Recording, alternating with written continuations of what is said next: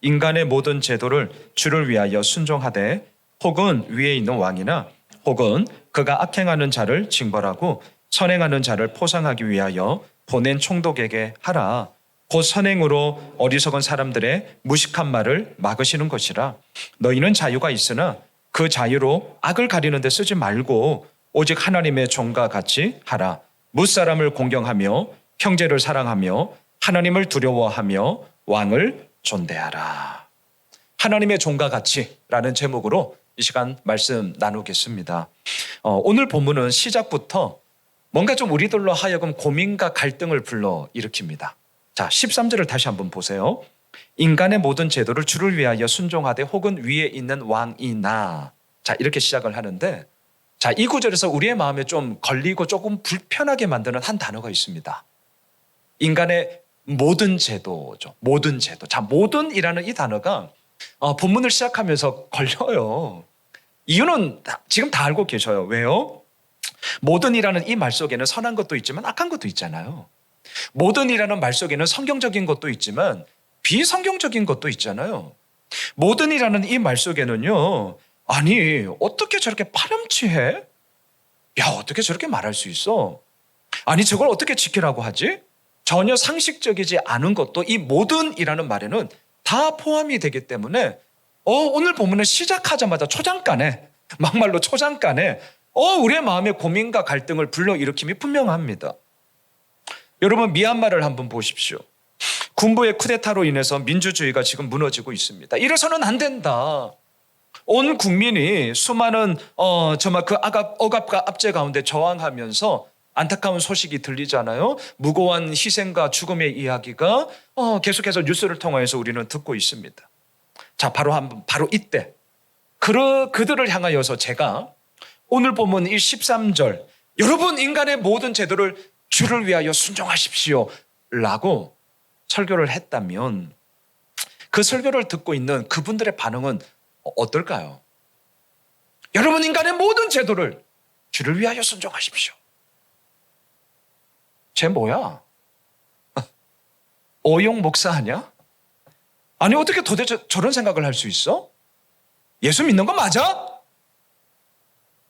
이런 반응이, 이런 비난의 화살을 엄청 맞을 겁니다. 일제 36년 억압과 압제의 그 가슴 시린 그 아픈 역사는 우리들 가운데 잊혀지지 않습니다. 이놈들 진짜 용서해야 되는데 용서를 사죄해야 되는데 사죄를 안 해요. 자, 당시 일본은 예수 믿는 성도들을 향해 신사참배를 강조하면서 한 가지 말씀을 줄기차게 강조했습니다. 스크린을 보시죠. 로마서 13장 1절 2절 말씀인데요. 각 사람은 위에 있는 권세들에게 복종하라. 권세는 하나님으로부터 나지 않음이 없나니 모든 권세는 다 하나님께서 정하신 바다. 그러므로 권세를 거스르는 자는 하나님의 명을 거스름이니 거스르는 자들은 심판을 자취하리라. 자, 일본은 이 말씀을 가지고 이렇게 얘기하는 거잖아요. 봐라, 성경에서도 위에 있는 권세들에게 복종하라고 하지 않냐. 모든 권세는 다 하나님께서 정하신 것이고 또한 그러하게 우리를 거스르는 것은 곧 하나님을 거스르는 거다. 고로 우리 명령에 복종해라. 신사참배해라. 이것은 우상숭배가 아니라 국가에 대한 예의다. 어때요? 완전히 틀린 말이죠. 완전히 틀린 말이에요. 왜냐? 성경이 본래 말하고자 하는 것을 말한 것이 아니라 자기들이 하고 싶은 말을 성경을 수단 삼아 사용해 먹었기 때문이에요. 제가 이 부분에 대해서는 설교 좀 뒷부분에 다시 한번 좀 언급해 드리도록 하겠습니다. 이처럼 보십시오. 오늘 본문 13절의 시작, 인간의 모든 제도를 순종하라 할 때 이 모든이라는 말이 정말 우리들에게는 걸립니다. 아무런 문제 없이 사회의 모든 시스템이 돌아가게 된다면야 말할 것 없죠. 하지만 그렇지 않잖아요. 불협화음으로 시끄러울 때가 비일비재합니다. 지금 LH 사건으로 인하여서 모든 국민들이 공분하고 있습니다. 다른 것을 떠나서 공정이라는 이 기회의 평등 속에서, 균등함 속에 어떻게 그럴 수 있냐, 이거잖아요. 저는 이쪽으로는 사실 되게 문외한인데 뉴스를 통해서 알았습니다. 어제 우리 두 분 집사님과도 잠깐 점심 식사하고 커피 한잔 하면서 이런 얘기 했는데 저는요, 나무의 종류에 따라서 이것을 이렇게 다른 땅으로 이식하는 그 비용을 이제 보상하는데, 그렇게 비싼지 몰랐습니다. 자, 순종하라. 순종하라. 잘못된 것이 허다한데 어떻게 순종할 수 있냐라는 것이죠. 더군다나 오늘 13절 마지막을 보세요. 순종의 구체적인 대상으로 누구를 언급하냐면 위에 있는 왕이라고 얘기합니다. AD 64년경에 베드로전서 이 편지가 쓰여지고 있습니다. 이 당시 위에 있는 왕은 누구예요? 교회를 핍박하고 그렇게 박해하던 정말 미친 놈이죠. 로마 황제 네로였어요. 아니 이게 어떻게 말이 되냐고요. 또한 14절 보세요. 오늘 보면 14절. 혹은 그가 악행하는 자를 징벌하고 선행하는 자를 포상하기 위하여 보낸 총독에게 하라. 자, 여러분, 악행하는 자를 징벌하고 선행하는 자를 포상하는 총독이라면 말하지 않아도 누구나 다 순종하죠. 이러한 총독이라면. 그런데 어떻습니까? 현실은 달랐습니다. 완전히 반대였습니다. 지난주 우리가 본 것처럼 예수 믿는 자들을 향하여서 악행하는 자들이라고 얼마나 비방했는지 몰라요. 예수 믿는 자들이 그 당시 욕을 먹었던 이 비방을 당했던 세 가지 레파토리 기억나십니까? 첫째, 쟤들은 예수 믿는 저것들은 로마 황제를 섬기지 않는 이단아들이야. 이런 욕을 먹었어요. 두 번째, 어떤 욕을 먹었나요? 예수 믿는 저것들은 예배 드릴 때마다 사람의 몸과 피를 먹는 살인마들이다. 세 번째, 어떤 욕이었냐고요? 예수 믿는 저것들은 성윤리도 없고 근친상간하는 음탕한 놈들이다. 진짜 말도 안 되는 얘기예요. 그런데 이 말도 안 되는 얘기를 그들은 진짜인 양 이야기하며 예수 믿는 자들을 온갖 비방해왔던 것이죠. 로마의 지배자들은 말했습니다. 징벌받아야 할 악행하는 놈들은 누구냐? 예수 믿는 자들이다.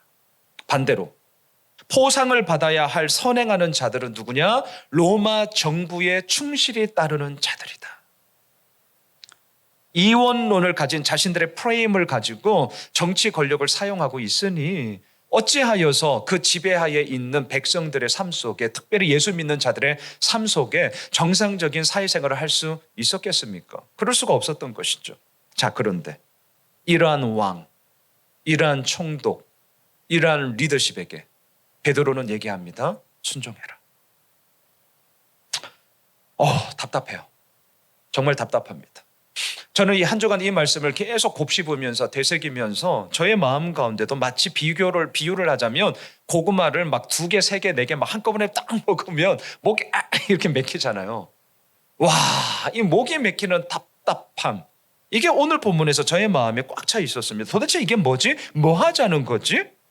우리는 질문해야죠. 베드로는 왜 인간의 모든 제도를 순종하라고 하는가? 이건 너무나 맹목적인 순종 아니냐? 질문해야죠.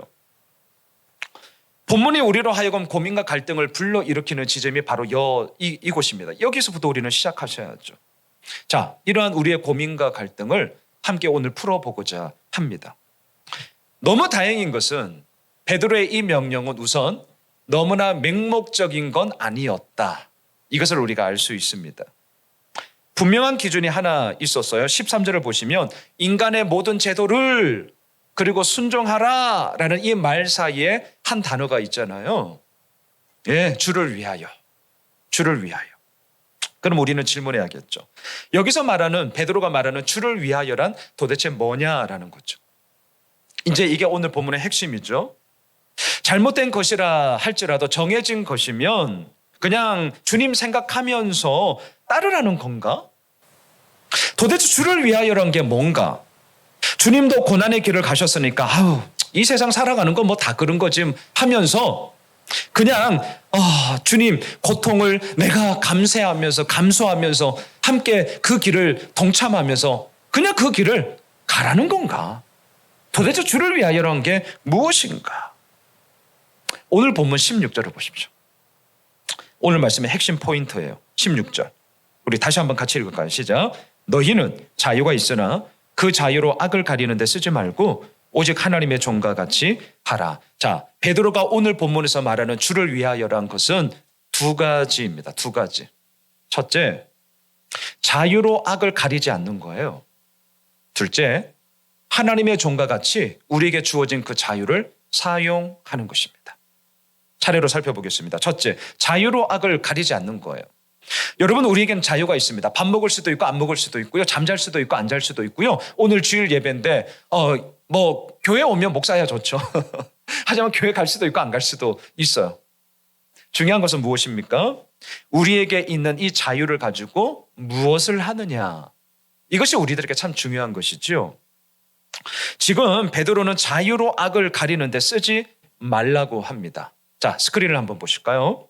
사도행전 4장 17절 18절로 우리 좀 가보도록 하겠습니다. 같이 한번 읽으시죠. 시작. 이것이 민간에 더 퍼지지 못하게 그들을 위협하여 이후에는 이 이름으로 아무에게도 말하지 말게 하자 하고 그들을 불러 경고하여 도무지 예수의 이름으로 말하지도 말고 가르치지도 말라 하니, 베드로가 예루살렘에서 복음을 선포했습니다. 예수 그리스도 안에 죽은 자의 부활이 있습니다. 너무나도 강력한 복음의 그런 선포였습니다. 더군다나 우리가 방금 읽었던 것은 사도행전 4장인데요. 사도행전 3장에 보면 제가 이건 몇 번 설교했잖아요. 제가 개척을 준비하면서 저의 마음 가운데 우리 교회 비전으로 삼았던, 나에게 은과 금은 없거니와 내게 있는 건 너에게 주느니 나사렛 예수 그리스도의 이름으로 일어나 걸어라. 성전 미문에서 일어나 걷지 못하던 자들 벌떡 일으켜 세웠죠. 그러니 사람들의 마음속에 이 복음은 현실이 되었고, 그 현실된 복음의 능력은 많은 사람들에게 급속도로 퍼지게 되었습니다. 17절에 말하잖아요. 민간에 더 퍼지지 못하게, 거꾸로 말하면 급속도로 퍼지게 되었던 것이죠. 성경에 보면 이 강력한 복음의 역사 속에 수많은 유대인들이 예수를 믿기 시작했는데요. 사도행전 4장에 보면 성인 남자만 5,000명이 예루살렘 교회의 성도들이 되었어요. 메가처치예요, 메가처치. 예루살렘 교회는 메가처치입니다, 여러분.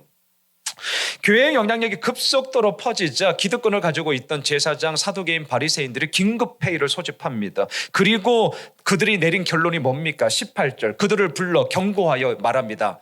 예수의 이름으로 말하지도 말고 가르치지도 마. 경고하고 위협을 했죠. 자, 이때 오늘 이제 베드로전서와 연결을 하셔야 됩니다. 지금 이 편지를 쓰고 있는 베드로는 분명 오늘 본문에서 뭐라고 얘기했습니까? 인간의 모든 제도를 주를 위하여 순종하되 위에 있는 왕이나 총독에게 하라. 자, 이 당시 사회 구도 속에는 제사장, 바리새인, 사두개인은 분명히 위에 있는 리더십임에 분명합니다. 그렇다면 순종하라고 얘기했으니 본인도 이 사건 앞에 순종했냐라는 거예요. 순종했냐? 자, 자막을 계속 보시죠. 4장 19절 20절 연이어서 계속 함께 보도록 합시다. 시작. 베드로와 요한이 대답하여 이르되 하나님 앞에서 너희의 말을 듣는 것이 하나님의 말씀을 듣는 것보다 옳은가 판단하라. 우리는 보고 들은 것을 말하지 아니할 수 없다 하니. 얼마나 당당합니까? 하나님의 말씀을 듣는 것보다 옳은가 판단하라. 우리는 보고 들은 것을 말하지 아니할 수 없다. 이중 부정은 강한 긍정을 얘기하지 않습니까? 자, 이게 무엇입니까? 우리에게 있는 자유로 악을 가리지 않는 거예요. 오늘 베드로전서 이 2장 16절의 말씀을 꼭 기억해 주십시오. 주를 위하여 순종하라 할 때 그것은 뭐냐고요? 자유로 악을 가리지 않는 것입니다. 이게 무엇이냐고요? 주를 위하여 순종하라 이죠. 초대교회 성도들은 로마법에 순종하였습니다. 예수님께서 말씀하신 것처럼 가이사의 것은 가이사에게, 하나님의 것은 하나님께 바쳐라. 이것을 분명히 실천하며 살았어요. 하지만 하나님의 아닌 로마 황제를 숭배하라라는 이 명령 앞에서는 순종할 수 없었습니다. 이유가 무엇이냐고요? 우리에게 주어진 자유로 악을 따라가는데 사용할 수 없었기 때문이잖아요. 자유로 악을 가리는데 사용할 수 없었기 때문이에요. 계속 자막을 한번 보실까요? 출애굽기로 한번 가보겠습니다. 1장 15절 16절입니다. 애굽왕이 히브리 산파 십부라라 하는 사람과 푸아라 하는 사람에게 말하여 이르되 너희는 히브리 여인을 위하여 해산을 도울 때에 그 자리를 살펴서 아들이거든 그를 죽이고 딸이거든 살려두라. 이게 말이 됩니까? 아니, 이건 믿음을 떠나서 양심이 진짜 양심에 털이 나도 이렇게 털나면 안 돼요. 이게 어떻게 말이 됩니까?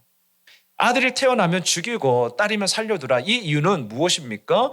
애굽 안에 이집트 안에 이스라엘 백성의 인구 증가율이 급속도로 다산을 했기 때문에 이집트 사람들의 인구 비중이 점점 줄어드니 돌아가는 판세가 뻔한 것 아닙니까? 그래서 이 명령을 한 거예요. 자, 이 명령을 들은 이 히브리 산파들이 어떻게 해야 됩니까? 오늘 본문처럼 인간의 모든 제도를 순종하라. 그럼 왕이 명령했으니까 알겠습니다. 그럼 아들 태어나면 죽여야 되는 것입니까? 어떻게 해야 되는 것이죠? 자막을 보시죠. 1장 17절 같이 읽읍시다. 시작.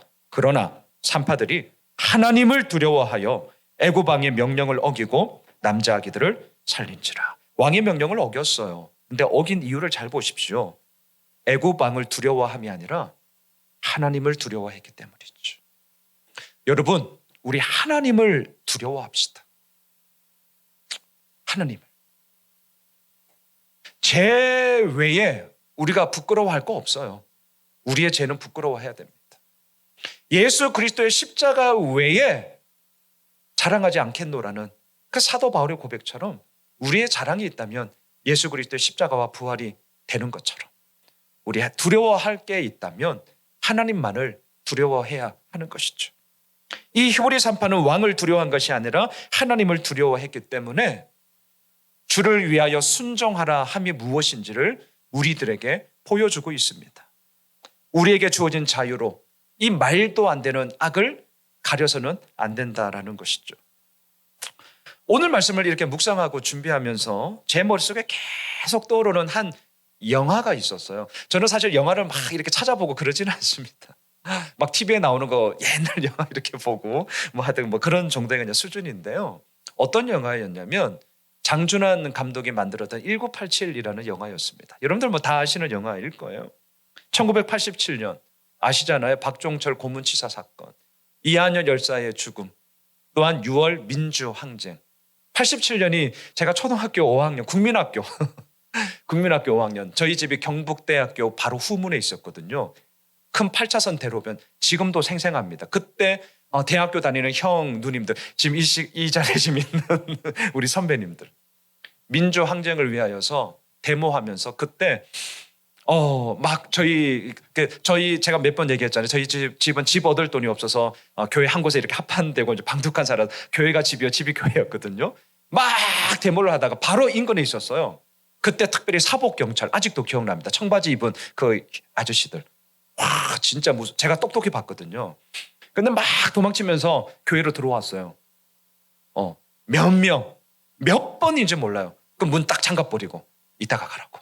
그럼 밖에서 막 쿵쾅거리는데 애들 말로 쌩까버리는 거죠. 그랬던 기억 생생합니다. 자, 1987 영화, 우리의 현대사를 그리고 있는 영화죠. 근데 이 영화에서 반복해서 나오는 단어가 하나 있어요. 이 영상을 좀 유튜브에서 찾긴 했는데 화질이 너무 흐려가지고 도저히 틀기에는 참 어려워서 여러분 꼭 한번 유튜브에 찾아보면 좋겠는데 그 대사가 하나가 뭐냐면 이겁니다. 받들겠습니다. 받들겠습니다. 무슨 말이죠? 받들겠습니다. 당신의 명령, 당신의 뜻, 당신의 지시가 무엇이든지 간에 내가 이행하겠습니다. 극중에서 김윤석 배우가 아주 북한 억양으로 부하들에게 이렇게 막 몰아쳐요. 야, 너 애국자야? 불법? 아니네요. 너 애국자야? 월북자야? 이렇게 하면서 막 다그치는 거. 그때 그 사람들이 얘기합니다. 받들겠습니다. 억울함이 있어요. 눈물 흘림이 있습니다. 그럼에도 불구하고 얘기하더라고요. 받들겠습니다. 받들겠습니다. 여러분, 이들이 말하는 받들겠습니다. 결국 자유로 악을 가리는 받들미였죠. 악을 가리는 것만이 아니었습니다. 오히려 악을 만들어내는 순종이기도 했습니다. 그러니 여기에서 무슨 선한 것이 나올 수 있었겠어요? 자, 첫째, 인간의 모든 제도를 주를 위하여 순종해라. 그것은 무엇이냐고요? 자유로 악을 가리는데 사용하지 않는 것이죠. 맹목적인 순종을 얘기하지 않음이 분명합니다. 자, 두 번째, 자유를 하나님의 종과 같이 사용하는 것입니다. 자, 여러분, 종이라는 단어는 헬라어로 둘로스죠. 둘로스. 그런데 이 당시 이 단어가 2021년을 살아가고 있는 우리들에게 피부로 와 닿는 단어로 바꾼다면 종하면 안 돼요. 이건 너무 완곡한 표현이에요. 노예라고 해야 됩니다. 노예. 이게 둘로스예요. 그래야 우리가 이해합니다. 노예예요, 노예. 여러분, 노예 어떻습니까? 해야 할 의무만 있을 뿐이지 자신의 의사결정권은 전혀 없는 자잖아요. 노예 어떻습니까? 주인의 말에 결코 노할 수 없는, 오직 예스만 할 수 있었잖아요. 노예 어떻습니까? 존엄성을 가진 사람이 아니라 단지 재산 목록, 재산 리스트 가운데 하나일 뿐이었어요. 물건이었어요. 사고 파는 물건. 이게 노예입니다. 노예에게는 자유가 없어요. 그렇다면 오늘 본문을 잘 보셔야 돼요. 지금 베드로가 말하는 자유를 하나님의 종과 같이 사용해라. 이 말은 개념적으로 맞지를 않아요. 왜? 노예에게는 자유가 없기 때문입니다. 아니, 생각해 보셔요. 자유가 있어야 사용하든 말든 뭘 할 것 아닙니까? 뭐가 있어야 이것을 삶아 먹든 뭐 볶아 먹든 뭘 할 것 아닙니까? 노예에게는 자유가 없어요. 그런데 베드로는 말합니다. 하나님의 노예와 같이 자유를 사용해라. 이거 개념적으로 모순이에요. 모순. 그런데 베드로는 이 모순을 의도적으로 지금 사용하고 있다는 거예요. 베드로 바보 아닙니다. 왜 의도적으로 이 모순된 말을 쓰고 있을까? 이유가 뭘까? 주어진 자유를 자기 멋대로 자기 마음대로 사용하는, 소위 자유를 방종으로 변질시키는 경우가 너무나 많았기 때문이에요. 그래서 의도적으로 모순된 이 용어를 써요. 하나님의 노예와 같이 자유를 사용해라. 자유가 있어야 뭘 사용하죠. 왜 이 모순된 말을 쓰느냐? 자유를 방종으로 변질시키는 경우가 많았기 때문이죠.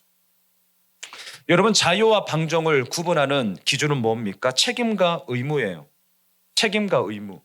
자유를 노래하지만 정작 자신이 져야 할 책임과 의무에 대해서 수수방관한다면 그것이야말로 자기 멋대로 자기 마음대로 다 하겠다는 지극히 이기적이고 자기 중심적인 방종이라 말할 수 있을 것입니다. 자, 앞에 스크린을 한번 보시죠. 로마서 13장 1절 2절. 앞서 제가 언급했던 것을 다시 한번 보려고 합니다. 각 사람은 위에 있는 권세들에게 복종해라. 권세는 하나님으로부터 나지 않음이 없나니 모든 권세는 다 하나님께서 정하신 바라. 그러므로 권세를 거스르는 자는 하나님의 명을 거스름이니 거스르는 자들은 심판을 자취하리라. 자, 이 말씀으로 지금 일본은 우리를 압제하고 억압하던 그 시기에 신사참배를 하라고 강요했단 말이죠. 권세들에게 복종해라. 니들이 믿는 성경에서 지금 얘기하고 있지 않냐? 왜 그런데 니들은 내 말 안 듣냐? 지금 이거잖아요, 논리가. 그런데 앞서 제가 말씀드렸어요. 이들의 주장은 성경이 본래 말하고자 하는 것을 말하지 않고요. 자기들이 말하고 싶은 것을 성경에서 골라 먹어서 이용해 먹고 있는 그런 모습이었다는 거죠.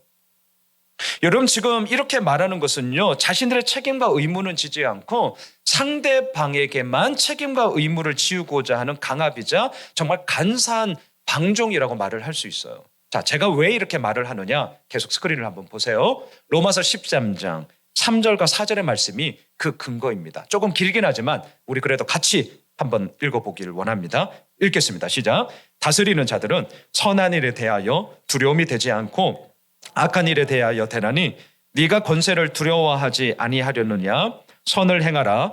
그리하면 그에게 칭찬을 받으리라.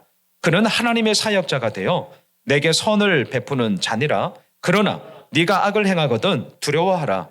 그가 공연히 칼을 가지지 아니하였으니 곧 하나님의 사역자가 되어 악을 행하는 자에게 진노하심을 따라 보응하는 자니라. 성경을 읽을 때 전체 문맥이 어떠한가 너무너무 중요합니다. 지난 수요일에도 우리 소장님이 강의 가운데 이 부분은 저도 뭐 이미 몇 번 아마 다 알고 계실 거예요. 개업 예배할 때 예전에, 이제 지금은 그런 목사님들은 아마 계시지 않으리라 믿고요. 예전에 우리 어르신들 목사님들 개업 예배 때마다 단골 레파토리로 인용했던 말씀, 욥기 말씀. 네 시작은 미약하나 나중은 창대하리라. 이건 뭡니까? 욥의 네 죄가 지금은 네 죄가 작았지만 지금은 엄청나게 그 죄가 뻥튀기가 돼가지고 네가 이 모양 이 꼴 당하는 거 아니냐. 그러니까 너 정신 차려야 돼라는 친구의 그러한 시잘데기 없는 그런 얘기 아닙니까? 그러니까 문맥을 안 보고 성경을 보기 시작하면 결국은 내가 좋아하는 말씀만 골라 먹게 되고요. 또한 전혀 성경이 말하고 있는 것과는 엉뚱한 얘기를 하게 되는 그러한 왜곡됨을 우리가 보게 되죠. 지금 로마서 13장이 딱 그러합니다. 일본이 사용했던 것은 뭐예요? 1절, 2절에서 끊어버렸어요. 문맥과 상관없어요. 근데 로마서는 3절, 4절도 계속 있다는 것을 아셔야죠. 3절, 4절에서 얘기하는 게 뭡니까? 각 사람은 위에 있는 권세들에게 복종하라. 맞죠? 복종해야죠. 하지만 복종해야 될 그 권세자들이 어떤 사람이냐에 대해서 분명히 얘기하지 않습니까?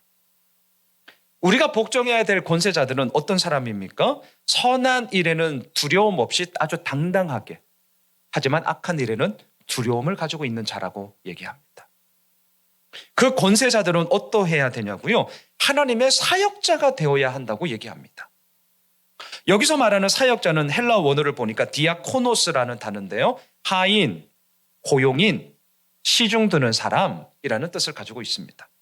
그렇다면 무슨 말이죠? 자신들이 가지고 있는 힘과 권력을 가지고 자기 이익 추구에만 사용하는 것이 아니라 하나님의 고용된 하인으로서 백성을 시종드는 일꾼으로 그것을 사용해야 된다라는 말이잖아요. 자신의 책임과 의무를 다하는 권력자들에게는 우리 역시 국민으로서 책임과 의무를 다해 순종을 해야죠. 하지만 그러하지 않은 자에게는 우리들에게 옳은 말을 해야 되며 그것 가운데 무엇이 바른 것인지를 목소리를 내야 하는 것이죠. 너무나 뻔한 얘기를 우리가 지금 나누고 있는데 왜 이 뻔한 얘기가 우리가 다시 한번 나눠야 되는 얘기냐? 그럼에도 이 현실 가운데, 이 세상 가운데는 이 뻔하다고 머리로는 생각하지만 우리의 마음과 가슴에는 이게 뻔한 게 안 되기 때문에 그러한 것 아니겠습니까? 여러분, 자유를 하나님의 종과 같이 사용하라. 우리에게 주어진 책임과 의무, 그가 갑이든 그가 을이든 상관없이 각자의 위치에서 가지고 있는 책임과 의무를 가짐으로 나아가 사용하는 것. 이게 바로 하나님의 종과 같이 사용하는 것이죠. 사도행전 10장을 보시면 우리가 잘 알고 있는 베드로와 고넬료의 만남이 나오죠. 근데 이 만남 이전에 하나님께서 베드로에게 하나의 환상을 보여주시지 않습니까? 하늘에서 그릇이 하나 내려옵니다. 근데 그 그릇 안을 딱 봤더니 뭐가 있어요? 4발 가진 짐승, 땅에 기어다니는 벌레들, 그리고 공중에 나는 새들이 있었죠. 하나님께서 말씀하십니다. 베드로야, 너 이거 잡아먹어. 베드로가 대답합니다. 주여, 그럴 수 없습니다. 이건 속되고 깨끗하지 않은 것입니다. 제가 지금까지 살아오면서 이것은 절대 먹은 일이 없습니다. 왜? 율법에서 먹지 말라고 한 거니까. 그러자 하나님께서 두 번째 말씀하십니다. 베드로야, 이거 내가 지금 깨끗하다고 말하지 않아. 이거 내가 깨끗하다고 말하는 거야. 근데 너는 왜 자꾸 더럽다고 얘기하니? 이 사건이 3번 반복되다가 이 그릇이 하늘로 쑥 올라가면서 환상이 끝나요. 베드로는 의아했습니다. 도대체 이게 뭐야? 도대체 이게 뭐지? 무슨 뜻인지 몰라 하고 있는 바로 그때에 고넬료가 보낸 사람들이 베드로를 찾아오죠. 고넬료, 이탈리아 군대의 백부장이었습니다. 하지만 그는 이방인이었습니다. 유대인들에게 있어서 이방인은 상종하지 않을 사람이었다는 것 우리가 익히 알고 있습니다. 그런데 베드로는 지금 이 환상이 무슨 뜻인지를 그제서야 알게 되었던 것이죠. 어떻게 하냐고요? 이방인 고넬료의 초청에 응대합니다. 그의 집을 찾아갑니다. 그리고 그와 함께 있던 모든 사람들에게 예수 그리스도의 복음을 전합니다. 그러자 성령 하나님의 기름 부으심이 강력하게 일어나면서 그들 가운데 성령의 역사가 일어나게 되는 것이죠. 이게 베드로에게 있어서 복음의 이 지경이 확 넓어지게 되는 계기가 됩니다. 여러분, 베드로가 고넬료 안 만나도 됩니다. 아니, 안 만나는 것이 당시 율법을 지키는 거였습니다. 만나는 게 이상한 거고요. 만나는 게 위법되는 거예요. 그런데 베드로는 자기에게 있는 그 자유를 기꺼이 하나님 뜻에 합당함으로 이방인 고넬료를 만나는데 사용합니다. 왜냐고요? 하나님의 종이었기 때문이죠. 왜냐고요? 주도권을 가지고 계신 하나님의 뜻이 무엇인지 너무나 분명했기 때문에 그 자유함을 아버지의 뜻 가운데 사용함이 자신이 하나님의 종임을 나타내는 그러한 입증이었기 때문이죠. 말씀을 정리하겠습니다. 지난 월요일 저희 교회 이 빌딩 건물주로부터 저에게 전화가 왔습니다. 이야기인 적 이런 거예요. 어느 침례교 목사님이 교회를 이제 좀 알아보고 개척을 하고자 하는데 마침 저희 건물에 한 공간을 좀 교회로 쓰면 어떻겠냐. 그런데 이렇게 보니까 이미 이제 우리 교회가 이미 있으니 우리 교회에 동의가 있으면 본인이 이 건물 안에 교회를 할 수 있겠고 그렇지 않으면 좀 어렵다라고 말을 한다. 그러면서 건물주 사장님이 이제 저에게 얘기하는 거죠. 본인이 경제적으로 힘들고 어렵다. 게다가 그분은 분양을 받는다고 한다. 우린 임대잖아요. 그분은 분양을 받는다고 한다. 그러니 동의를 좀 해주면 안 되겠냐. 뭐 이런 요지였어요. 제가 어떻게 했을까요? 1도 고민하지 않고 제가 정중하게 거절했습니다. 자, 정중하게 거절했어요. 자, 이유가 중요해요. 이유가. 왜? 양 목사 별 수 없네. 지 밥그릇 챙기려고. 절대요. 교회가 뭐 호미실에 저희 교회 하나면 몰라도 다 교회가 있는데 무슨 밥그릇 챙길 게 뭐가 있습니까? 그런 의미는 절대 아니었고요. 제가 안 된다라고 1도 고민하지 않고 말씀드렸던 성경적인 근거가 하나 있었기 때문입니다. 앞에 자막을 한번 보실까요? 로마서 15장 20절이죠. 또 내가 그리스도의 이름을 부르는 곳에는 복음을 전하지 않기를 힘썼노니 이는 남의 터 위에 건축하지 아니하려 함이라. 자, 2021년을 대한민국을 살아가고 있는 목사. 제가 개척을 준비하기 전에 2년 동안 훈련을 받았어요. 실질적인 많은 이야기들도 그 가운데 있었죠. 여러분, 저는 도시 목회예요. 시티 투 시티.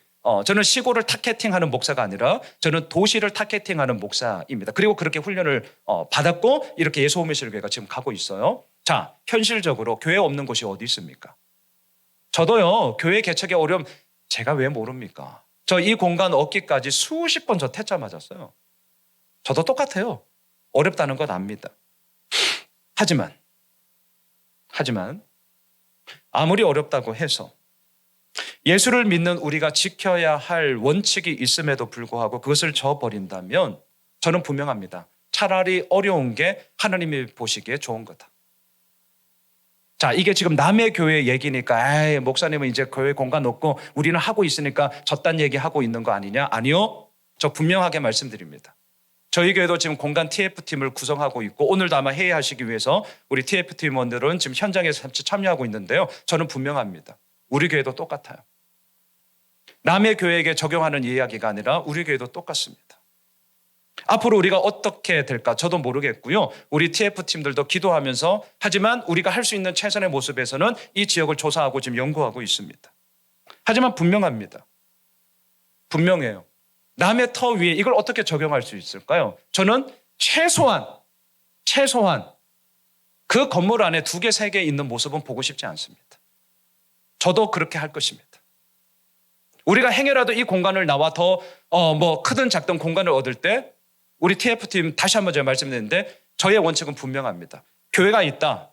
제껴놓고 다른 데를 우리는 봅시다. 그게 정말 어렵다. 그러면 어려운 게 하나님의 기쁨이 됩니다. 우리 교회도 똑같습니다. 남의 얘기라고 제가 지금 쉽게 얘기하는 거 절대 아닙니다. 그래서 통화를 하면서 그렇게 말씀을 드렸습니다. 사장님, 저는 사실 분명해요. 내가 입장을 바꿔서 공간을 찾는다면 이미 교회가 있는 적어도 상가 빌딩은 성경 말씀뿐만이 아니라 도의적으로라도 저는 찾지 않을 겁니다. 그 목사님의 사정이 어떠한지는 저는 잘 모르겠습니다. 하지만 저 솔직하게 좀 의아합니다. 하여튼 저는 제 입장은 좀 분명하니 좀 양해해 주시면 감사하겠습니다. 그리고 정중하게 거절을 했어요. 누가 갑이고 누가 을인지 새빵살이 살고 있는 주제에 여러분, 이유와 사정이 어떠하든지 간에 상대방의 요청을 거절한다는 것은 마음 편하지 않습니다. 불편해요. 편치 않습니다. 하지만 중요한 거 있죠. 내 마음 편하자고 아닌 것을 아닌 것이다 말하면 안 됩니다.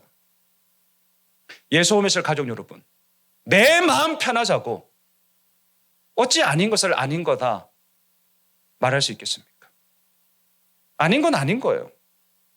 그게 뭐냐고요? 오늘 본문이에요. 자유로 악을 가리지 않는 것이고요. 하나님의 종으로서 책임과 의무를 지키며 가는 거죠.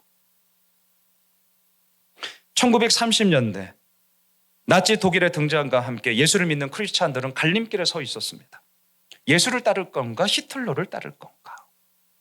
그런데 그 길 가운데 제3의 길은 뭐 없을까 고민하던 한 젊은 신학자가 있었습니다. 그의 이름은 디히트리 보네퍼였습니다. 고민을 하고 있는데 이게 웬일입니까? 마침 미국에 있는 뉴욕의 그 유니온 신학교에서 이 젊은 신학자자 목회자인 이 보네퍼를 교수로 초청하겠다는 겁니다. 얼커니 역시 우리 하나님은 멋진 하나님이야. 보네퍼는 그렇게 1년간 미국으로 건너가 독일의 상황을 지켜보고 또 학생들을 가르치면서 시간을 좀 보내고자 했습니다. 1939년 6월 2일 미국에 도착했습니다. 좋을 줄 알았습니다. 마음 편할 줄 알았습니다. 하지만 이게 웬일입니까? 기도를 할 때마다 이렇게 눈을 감고 묵상을 하고 생각을 할 때마다 그의 마음에는 편함보다는 더욱더 불편함만이 일어나고 있었습니다. 기도를 할 때마다 계속해서 마음에 울림이 있었습니다. 네가 있어야 할 곳은 여기가 아니라 독일이다. 네가 있어야 할 곳은 여기 뉴욕이 아니라 독일이야. 마음에 엄청난 부담만 늘어날 뿐이었어요. 어떻게 했냐고요? 다시금 독일로 돌아갔어요. 7월 8일 미국에 온 지 한 달 만에 전운이 감돌고 있는 독일로 다시금 돌아갔습니다. 그 이후의 삶은 뻔하죠. 1940년 목사로서 모든 설교와 책 쓰는 출판을 금지당했습니다. 1943년 반체제 음모자로 체포되어 감옥에 갇혔습니다. 그리고 1945년 4월 9일 그의 나이 39세. 여러분 39세. 그 젊은 나이로 생을 마감하였습니다. 본헤퍼가 떠나기 전 남긴 한 편의 기도시가 있어요. 들어보십시오. 주님, 우리가 공허한 말들과 경건한 문구들을 늘어놓지 말게 하시고 사랑의 언어를 짓는 것보다 더 나으며 순종이 논중보다 더 좋음을 알게 하소서. 우리는 항상 좋은 말들과 온갖 경건한 상투어들을 갖다 붙이며 당신의 계명으로부터 도망치려 하나이다. 주님, 우리를 굳게 붙들어 주시고 우리를 사로잡아 오늘날 필요한 당신의 말씀에 굴복시키고 우리가 오늘 할 수 있는 일을 오늘 행하게 하소서. 그리고 이를 믿음으로 행하게 하소서. 사랑하는 예수 홈메실 가족 여러분, 그리고 또한 이 유튜브 채널을 통해서 함께 예배하고 있는 우리 모든 믿음의 가족 여러분, 주를 위하여 순종합시다. 받들겠습니다. 예, 주님만을 받들며 살아갑시다. 우리는 하나님의 종, 하나님의 노예라는 사실을 잊지 맙시다. 하나님의 종과 같이 하라고요? 우리에게 있는 자유로 악을 가리는 데 사용하지 않는 것입니다. 하나님의 종과 같이 하라고요? 하나님의 말씀을 오늘도 내 삶의 기준으로 붙잡고 책임과 의무를 다하며 나아가는 것입니다. 보네포는 기도했습니다. 주님, 우리가 공허한 말들과 경건한 문구들을 늘어놓지 말게 하시고 사랑의 언어를 짓는 것보다 더 나으며 순종이 논증보다 더 좋음을 알게 하소서. 저는 확신합니다. 예수 믿는 우리의 평범한 순종이 뭇 세상의 똑똑한 사람들의 비범한 논증을 이기며 이 세상을 변화시키는 동력이 될 것입니다. 평범한 예수 믿는 우리의 순종이 비범한 논증을 이긴다니까요. 저는 확신합니다. 바라기는 이 믿음의 여정의 길로 우리 걸어갑시다. 하나님의 종과 같이 하라. 이 모순된 언어가 결코 모순이 아니라 우리에게 진짜가 되었고 현실이 되었으니 주 예수 그리스도를 향한 우리들의 순종만큼 그 무엇과도 바꿀 수 없을 것입니다. 이번 한 주간 우리의 삶을 통하여 또한 우리 교회를 통하여 이 땅 가운데 메시지가 되어지는 그런 주의 복된 은혜가 있으시길 주님의 이름으로 축복합니다.